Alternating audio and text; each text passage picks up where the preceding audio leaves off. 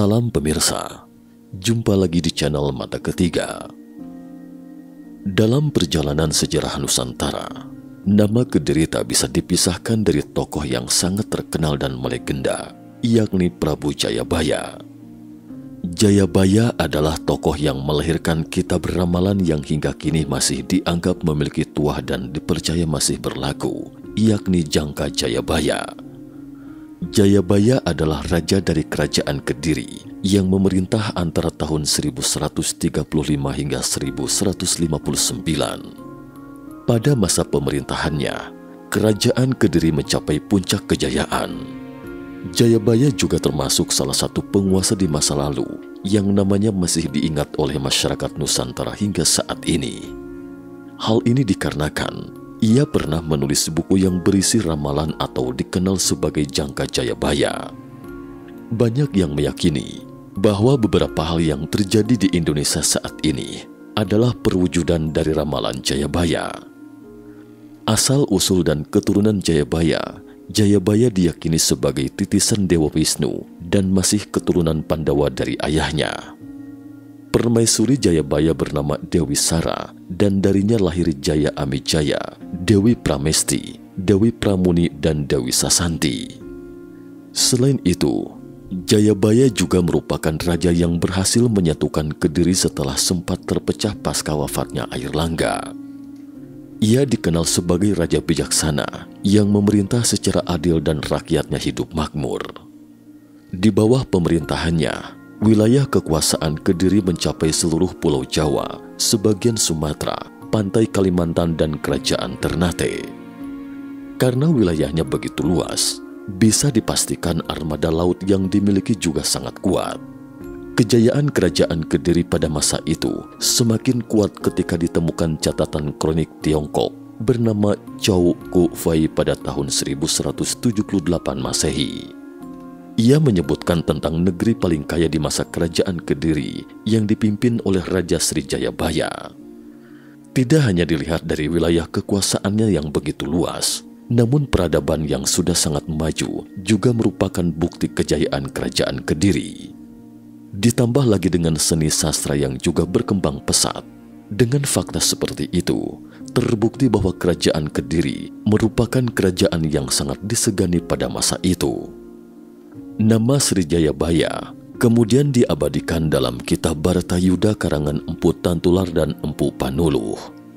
Raja dari Kediri yang terkenal ahli meramal, dan sampai saat ini ramalan tentang masa depan darinya dipercaya sebagai mitos.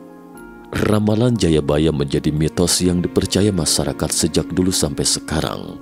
Hal ini disebabkan sosoknya diyakini mampu melihat masa depan dengan cara meramal. Dia dikenal sebagai peramal legendaris yang mampu meramal masa depan. Cukup banyak ramalan yang dituliskan dalam ramalan Jayabaya atau sering disebut Jangka Jayabaya. Berikut beberapa ramalannya tentang Nusantara yang dipercaya telah terjadi atau akan terjadi di masa depan.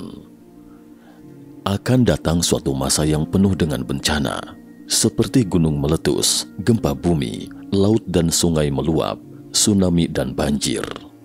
Datangnya bangsa berkulit putih yang dapat membunuh dari jauh, dan bangsa kulit kuning dari utara, mengacu pada bangsa penjajah dari Belanda dan Jepang.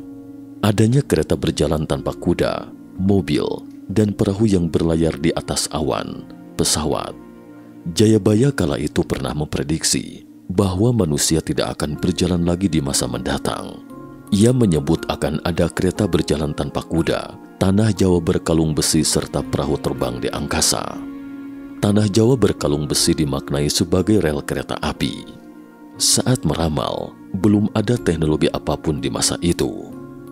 Dalam penelitian yang dilakukan oleh Profesor Arisio Santos PhD, dalam bukunya Atlantis The Lost Continent Finally Found, disebutkan Atlantis adalah negeri tropis yang berlimpah mineral dan kekayaan hayati.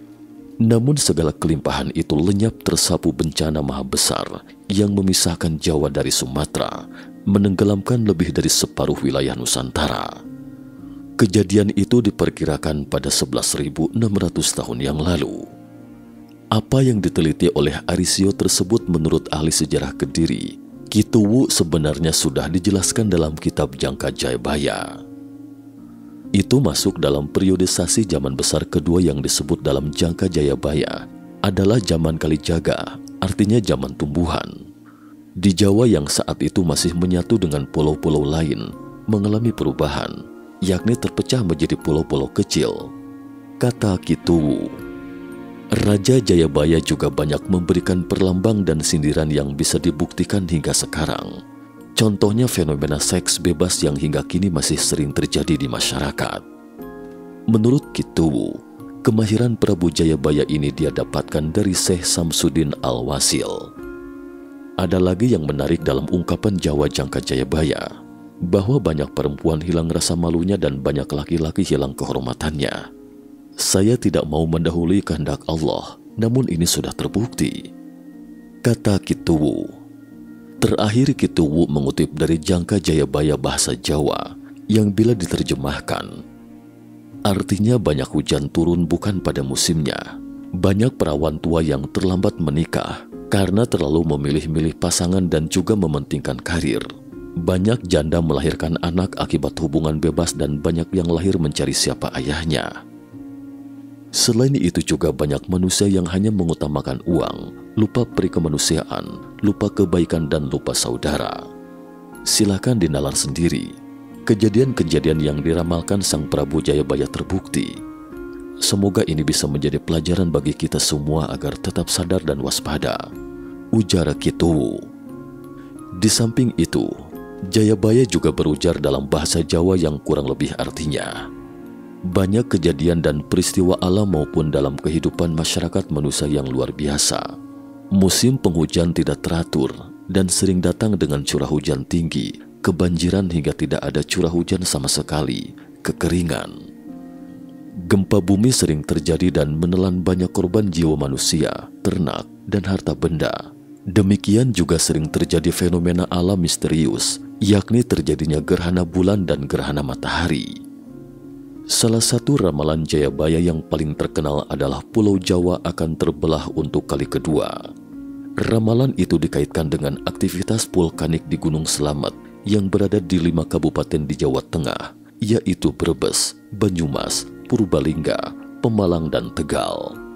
Ramalan tersebut menyatakan, jika Gunung Slamet meletus, maka Pulau Jawa akan menciptakan parit yang menyatukan pantai utara dan selatan Jawa. Cerita ini sudah lama berkembang di warga Banyumas dan sekitarnya. Meski demikian, sampai saat ini mitos tersebut belum terbukti. Akhir hidup Jayabaya diceritakan turun tahta ketika usianya sudah senja. Ia kemudian moksa, melepaskan diri dari ikatan duniawi di Desa Menang, Kabupaten Kediri. Tempat petilasannya tersebut dikeramatkan dan sampai sekarang masih dikunjungi oleh masyarakat. Ramalannya dikenal pada khususnya di kalangan masyarakat Jawa yang dilestarikan secara turun-temurun oleh para pujangga.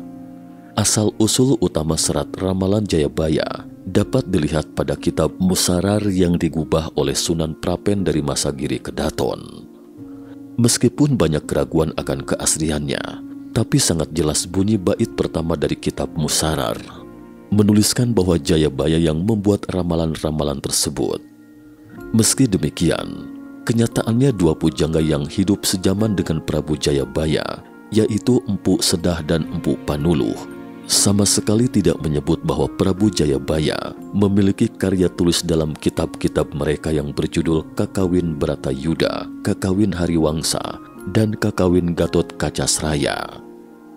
Kakawin Bratayuda hanya menceritakan peperangan antara kaum Pandawa dan Kurawa yang disebut peperangan Bratayuda. Sedangkan Kakawin Hariwangsa dan Kakawin Gatot Kacasraya berisi tentang cerita ketika Sang Prabu Kresna ingin menikah dengan Dewi Rukmini dari negeri Kundina, putri Prabu Bismaka. Rukmini adalah titisan Dewi Sri. Dari berbagai sumber dan keterangan yang ada mengenai ramalan Jayabaya, maka pada umumnya para sarjana sepakat bahwa sumber ramalan ini sebenarnya hanya satu, yakni Kitab Asrar, Musarar, karangan Sunan Giri Prapen, Sunan Giri ketiga, di Giri Kedaton yang dihimpunnya pada tahun 1540 Saka, sama dengan 1028 Hijriah, sama dengan 1618 Masehi. Hanya selisih 5 tahun dengan selesainya kitab Pararaton tentang sejarah Majapahit dan Singasari yang ditulis di Pulau Bali 1535 Saka atau 1613 Masehi.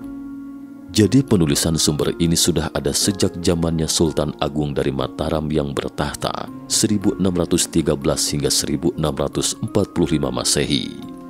Kitab Jangka Jayabaya pertama dan dipandang asli adalah dari buah karya Pangeran Wijil I dari Kadilangu, sebutannya Pangeran Kadilangu II, yang dikarangnya pada tahun 1666 hingga 1668 Jawa, sama dengan 1741 hingga 1743 Masehi. Menurut ramalan Jayabaya, Satrio Piningit atau Sang Ratu Adil akan datang di zaman keemasan atau tahun 2022. Satrio Piningit menurut ramalan Jayabaya akan datang di suatu masa di mana gunung-gunung akan meletus, bumi berguncang, laut dan sungai akan meluap. Masa penuh penderitaan, masa penuh kesewenang-wenangan, masa ketidakadilan, orang-orang licik akan berkuasa dan yang baik akan tertindas. Tetapi setelah masa-masa sulit itu, akan datang zaman baru, zaman penuh kemegahan dan kemuliaan, zaman keemasan bagi Nusantara.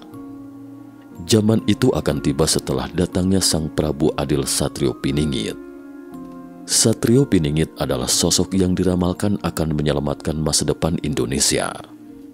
Dalam kasanah budaya Jawa, sosok Satrio Piningit dipercaya sebagai figur yang mempunyai kesaktian dan wibawa bak seorang raja. Satrio Piningit atau Ratu Adil akan muncul jika kondisi Indonesia tengah mengalami kemerosotan di berbagai sendi kehidupan. Dari nama yang disandangnya, Piningit dari bahasa Jawa pingit, yang berarti masih tersembunyi atau tidak akan muncul jika belum tiba saatnya. Sosok misterius tersebut bakal naik ke tampuk kekuasaan tertinggi Indonesia yang menjadi teladan, harapan dan mengayomi rakyatnya. Konon, beberapa pemimpin di negeri ini juga pernah dikaitkan dengan figur Satrio Piningit. Satrio Piningit ini pun telah diramalkan oleh Prabu Jayabaya akan muncul di tahun 2022. Benarkah? Meski belum terbukti benar, namun ramalan-ramalan Jayabaya sudah banyak dipercayai masyarakat karena sudah ada beberapa ramalan yang terbukti. Jangka Jayabaya atau ramalan Jayabaya sudah sering dibicarakan, apalagi akhir-akhir ini. Banyak peristiwa yang terjadi di Indonesia dikaitkan dengan ramalan Jayabaya tersebut. Kebanyakan orang juga percaya jika masih banyak ramalan Jayabaya ini yang akan terjadi di masa yang akan datang. Jayabaya menjadi Raja Kediri. Sesuai dengan namanya, Jangka Jayabaya dibuat oleh Prabu Jayabaya. Prabu Jayabaya merupakan tokoh yang melegenda dari kerajaan Kediri. Kisah tentangnya dimulai saat Raja Airlangga membelah wilayah Kediri menjadi dua kekuasaan yang berbeda, yaitu Panjalu dan Jenggala. Dari konflik berkepanjangan di tahun 1135 inilah muncul Jayabaya yang berambisi mengembalikan kejayaan Kediri seperti masa kepemimpinan Raja Airlangga. Ambisinya ini pun terpenuhi. Kerajaan Panjalu dan Jenggala bisa bersatu kembali seperti yang tercantum pada Prasasti Hantang 1057 Saka atau 1135 Masehi. Di sana tertulis kata Pangjalu Jayati yang artinya Panjalu menang berperang atas Jenggala dan sekaligus untuk menunjukkan bahwa Jayabaya adalah pewaris tahta kerajaan yang sah dari Airlangga. Kesaktian ramalan Jayabaya. Ramalan Jayabaya merupakan salah satu karya sastra yang sampai saat ini hidup sebagai mitos di tengah masyarakat Jawa. Ada sejumlah versi tentang ramalan itu karena diyakini sebagai karya besar Raja Kediri, Prabu Jayabaya. Dalam buku ramalan Jayabaya, bagian akhir Indonesia masa lampau, masa kini, dan masa depan, disebutkan bahwa Prabu Jayabaya memerintahkan dua pujangga, yaitu Empu Sedah dan Empu Panuluh, untuk menyadur dan menciptakan karya sastra. Karya tersebut kemudian dikembangkan dan disebarluaskan kepada rakyat melalui tembang berbahasa Jawa. Versi lain menyebutkan bahwa ramalan Jayabaya bukanlah karya Raja Kediri, melainkan karya orang lain.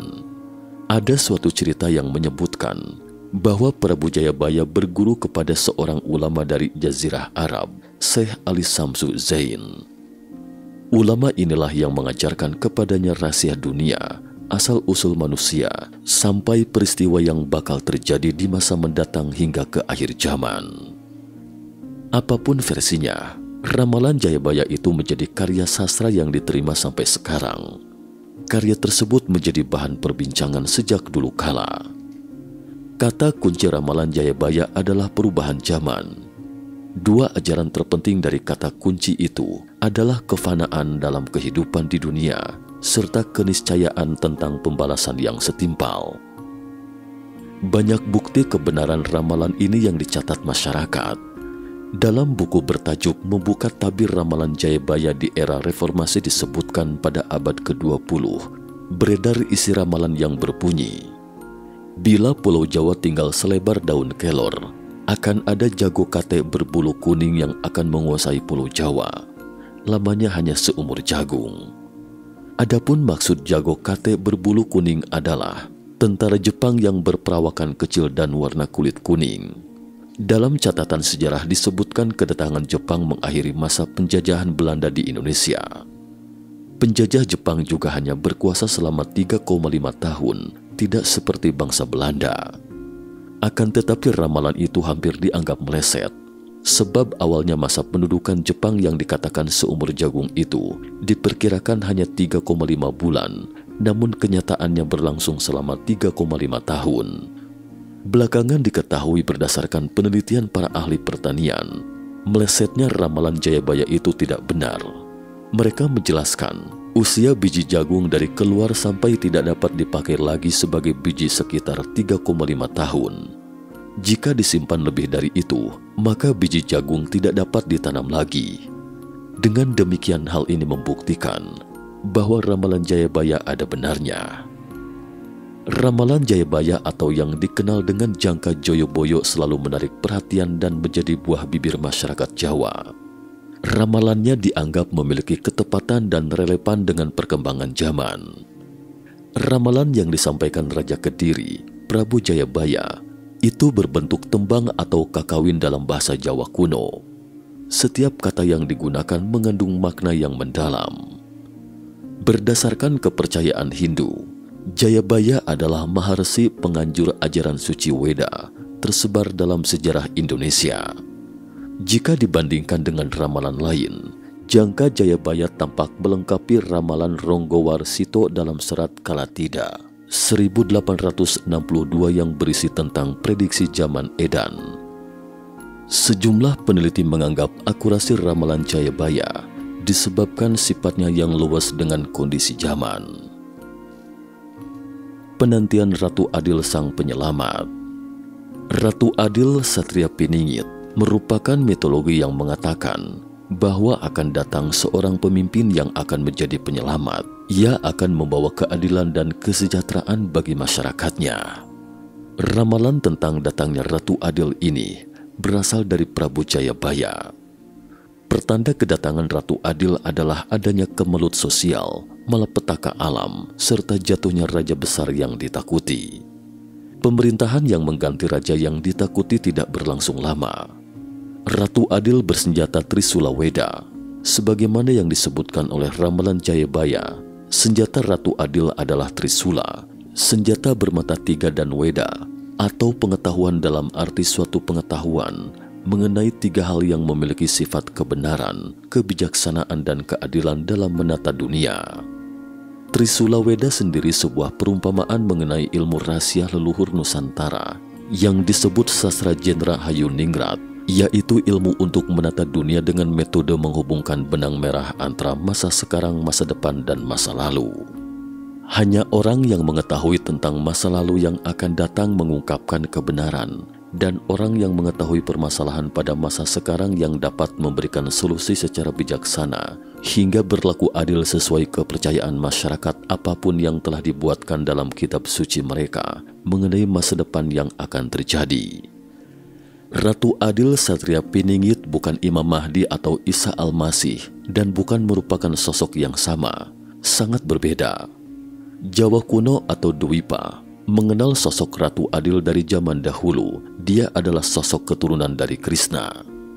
Sosok ini juga diyakini sebagai bukti janji dari Sabdo Palon yang merupakan pamomong tanah Jawa kepada seorang ulama yang membawa ajaran Islam. Dalam ramalannya, Raja Kediri itu salah satunya menyebutkan beberapa ciri, sifat dan karakter Satria Piningit sang Ratu Adil yang bakal memimpin negara. Di kalangan masyarakat luas, banyak yang menyamakan makna antara Satria Piningit dan Ratu Adil. Fakta itu tidak sepenuhnya salah, karena makna keduanya memang saling berkaitan. Secara harfiah, Satria Piningit diartikan kesatria yang masih tersembunyi oleh zaman. Secara substansial, kesatria itu adalah karakter atau sifat yang harus dimiliki seorang pemimpin, sedangkan Piningit masih dipingit atau dirahasiakan. Dalam hal ini dimaksudkan oleh zaman. Oleh sebab itu, masyarakat hanya bisa berasumsi dan menduga-duga atau menafsir istilah tersebut. Demikian halnya Ratu Adil secara harfiah dapat diartikan sebagai pemimpin yang bijak dan adil. Akan tetapi, seorang pemimpin yang dipandang sebagai Satria Piningit belum tentu dapat menjadi Ratu Adil. Hal itu karena untuk menjadi Ratu Adil, tentu harus bersikap adil dan peduli kepada seluruh rakyat yang dipimpinnya. Tidak mementingkan diri sendiri atau kelompok dan golongan yang mendukungnya. Kebijakannya semata-mata hanya untuk melindungi, bukan sebaliknya memeras rakyat. Gabungan dari kedua istilah itu, kemudian muncul istilah Satria Piningit Sinisihan Wahyu Ratu Adil yang juga mencerminkan karakter seorang pemimpin. Dari ciri, sifat, dan karakter yang disebutkan, lebih merujuk kepada model kepemimpinan dari suatu negara yang pemimpinnya mampu menegakkan keadilan. Merujuk pada dokumen lain misalnya dalam kitab Musarar hasil gubahan Sunan Giri Prapen Bait 159 yang juga bersumber dari Jangka Jayabaya. Kitab Musarar adalah konsep ketatanegaraan yang apabila diterapkan, mampu menghasilkan masyarakat adil dan makmur sebagai penggambaran sosok Ratu Adil. Demikian halnya dalam penggambaran kehadiran Satrio Piningit, Satria penolong tersembunyi, ditandai munculnya Ratu Adil. Menurut ramalan Jayabaya, simbol kemunculannya ditandai beberapa tahap dari suatu peristiwa, di antaranya Senapati, Bajanegara, dan Natanegara. Pertama, pada simbol Senapati, terdapat kejadian berupa bencana alam yang menewaskan banyak orang. Kedua, simbol Bajanegara menggambarkan bahwa kesatria sang Ratu Adil dapat mengatasi masalah itu. Ketiga, pada simbol Natanegara, menjalin relasi dengan para leluhur sehingga dapat menjamin kelangsungan hidup negara. Satria Piningit sang Ratu Adil dapat memperbaiki peradaban yang kacau. Salah satunya dilakukan dengan mengganti tatanan negara lama dengan yang baru, disebabkan karena yang lama cenderung menguntungkan pihak penguasa dan justru merugikan rakyat. Pemimpin tersebut menggunakan 4 elemen dari alam sebagai senjata. 1. Air untuk menenggelamkan lawan-lawannya. 2. Api untuk menghanguskan keangkara murkaan. 3. Tanah untuk mengubur para musuh. 4. Langit sebagai perisai atau pelindung. Bagaimana pendapat teman-teman tentang ramalan dan sosok Prabu Jayabaya ini? Cukup sekian dulu topik kita hari ini. Terima kasih atas perhatiannya.